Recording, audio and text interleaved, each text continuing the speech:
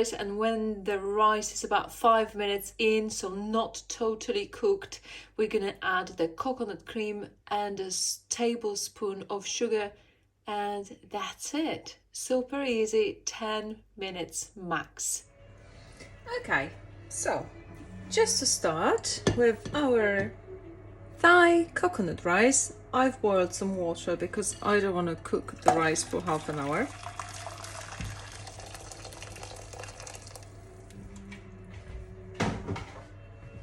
Nice and easy. I have some arborio risotto rice, which I'm going to use. And make sure that I'm going to put a little bit of salt into it. And I'm going to add just a little bit of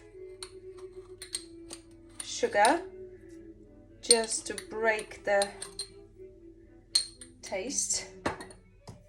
And obviously, normally cooking rice takes a little bit longer, but because I'm using boiled water, that'll be faster, and I need just a moment to do that. It hasn't been too long and it starts gently boiling, so I'm just gonna give it a little stir, and in the meantime I'm gonna open coconut cream.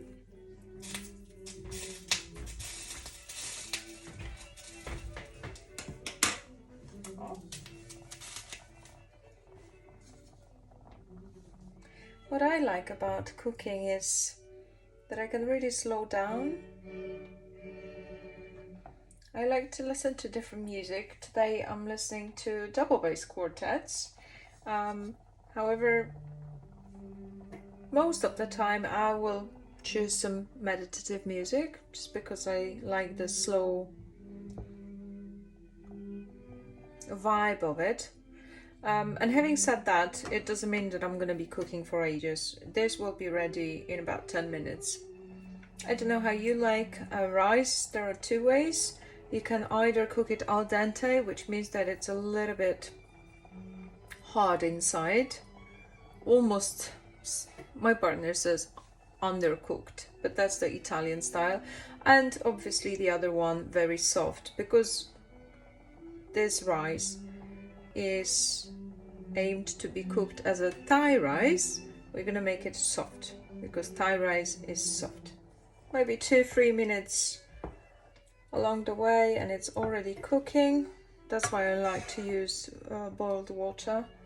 It just saves a lot of time, to be honest. This rice can be used just by itself, can be used with any stir fries, can be used with any vegetables, can be used with any meat. Works. What I like about it is the coconut creaminess and gentle sweetness. It's not really to be sweet. It's just a very, very gentle touch of sweetness that is almost like underlying the texture. So it's not something that you feel straight away.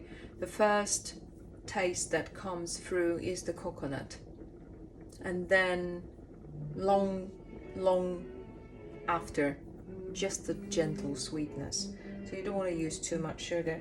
I don't buy sugar at all. I just actually bought that sugar because a friend of mine, who I haven't seen for a couple of years, came over, and I was pretty sure that he will drink his tea or coffee with sugar. So I bought cane sugar. Whoops. And then I've just learned that he doesn't use sugar at all. So here we are. There'll be lots of coconut rice in this household, just to utilize the sugar. And the rice is kind of looking interesting. I'm gonna give it a try. I don't think it's ready yet, but I'm gonna give it a gentle try just to see where we are with it. But just from how it looks like, I kind of know Oh, I hope that the camera can see it. Yeah, I kind of know already that it's not fully ready yet. Okay, I think this rice now is really good for, or is really ready to add the coconut cream that my camera maybe will catch. Off we go. All right. I wouldn't probably use the whole package. I would probably use just half of it, but this depends really on how much rice you have. And the whole idea behind it is, I'm gonna put a little bit stronger heat, put it on 7. So the idea now is to cook the rice without any cover, so any extra water can just evaporate, and we're gonna be left with a very nice and creamy rice that is soft and kind of dense. That makes sense. And yeah, it's been 6 minutes 45 seconds so far, and I think in 2 minutes we will be ready. So as you can see, nice and easy, very tasty, with a lovely oriental flavor, also very healthy and vegan, unless you have allergy to coconut or rice or sugar. There are no allergens here, so it's also very safe. And you can ask me, or you may want to ask me, so where is this whole meditative or mindfulness in the kitchen? Well, for example, I'll be standing and just looking at those little bubbles there, how they're being formed. Give it a little stir. Look at the texture. And as I'm doing that, my head is resting. I'm not thinking about anything. I may also listen to the sound of cooking, and maybe now I will put the temperature a bit lower. I think it's a bit too aggressive. I'm gonna give it a gentle stir. I think it could be also a very good base for some sort of dessert, but then I will leave that to my future endeavors. What I like about cooking is being creative, so one of the things that I will share here with you is my system of creating meals. You may think about it like modules, where there are certain things that work together, and then I can just swap certain products and be more creative, or just simply use what I have in the fridge, not being tied up to any particular recipe. I've never been very good with recipes, to be honest. I hope that you have as much fun with it as I do, but maybe you just want to drop off at this point. It's absolutely fine. So where I'm gonna finish with that is when the rice is really thick. So if I use the spatula, there will be no water, it will be just very thick, and the rice itself will be very soft.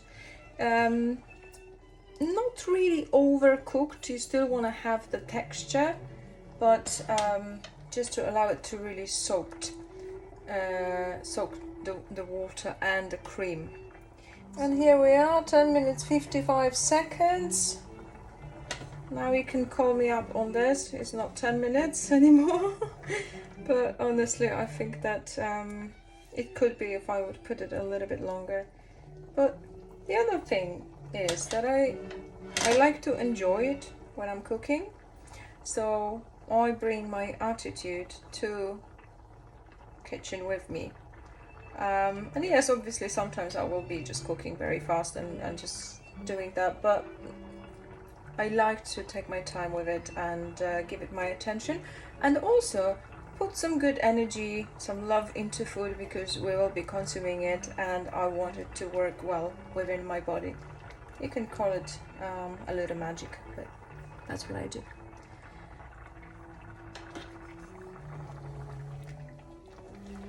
And the rice is getting thicker and thicker.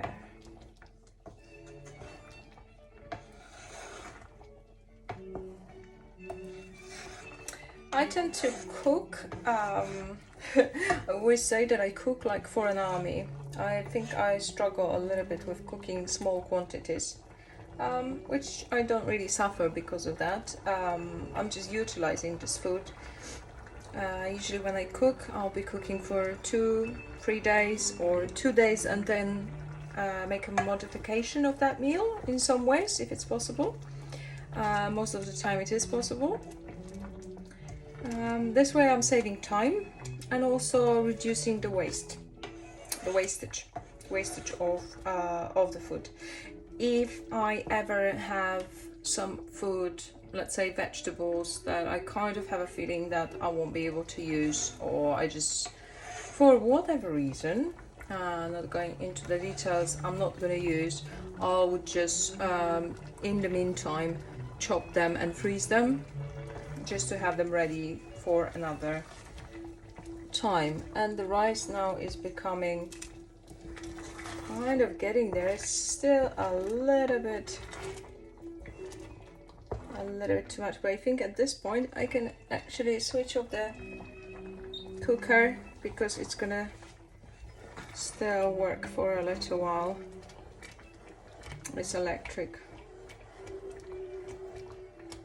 And I'm just gonna give it a gentle stir. And as I'm stirring the rice, again, I'm looking at the texture, I'm looking how the light is shining, all the bubbles, wondering about the texture. It is kind of getting there.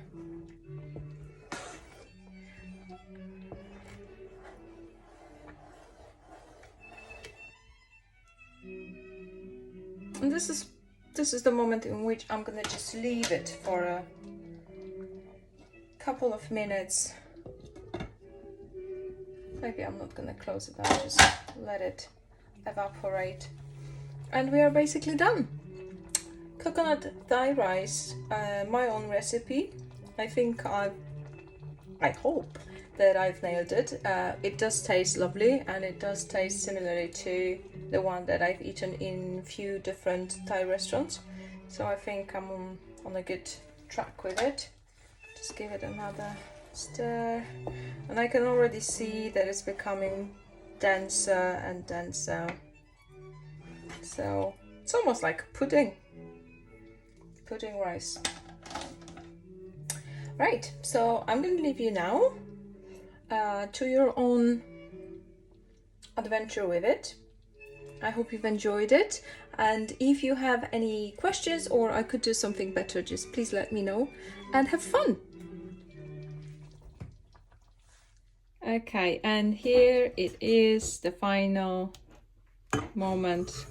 This is the texture that you want. Right, enjoy!